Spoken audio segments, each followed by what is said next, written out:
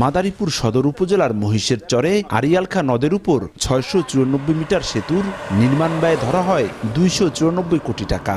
নাম দেয়া হয় সপ্তম বাংলাদেশ চীন মৈত্রী আসমত আলী খান সেতু, যা ২০১৫ সালের আগস্টে উদ্বোধন হয়। প্রকল্পে সেতুর উপর খুঁটি বসিয়ে লাগানো হয় শতাধিক সৌরবাতি।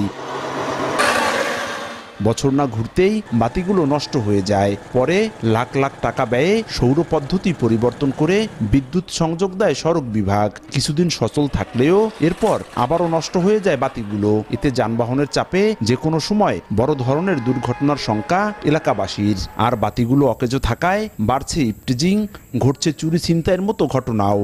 রাতে অনেক ডর করে গাড়ি চালাইতে, মাঝে মধ্যেই ধৈর্য ধরে টাকা পয়সা নিয়ে যায়। ইপটিজিং করলো, সে মানসিকভাবে কিন্তু ক্ষতিগ্রস্ত হলো। যদি এগুলো ঠিক না হয় অহরহরে ছিনতাই, রাহাজানি, খুন খারাপি এগুলো চলতেছে। অকর্ম কুকর্মগুলো হয়, দেখা যাচ্ছে এখানে আপনার অনেক বুকাইটে পোলাপানো থাকে, যেমন আপনার মাদকদ্রব্য জিনিসও হয়। প্রশাসন যেন অতি দ্রুত এই লাইটগুলো ঠিক করে। চুরি ছাত্রী মারাদারি করে। সড়ক বিভাগ বলছে শিগগিরই ঠিকাদারি প্রতিষ্ঠান নিয়োগ হলেই থাকবে না এই সমস্যা।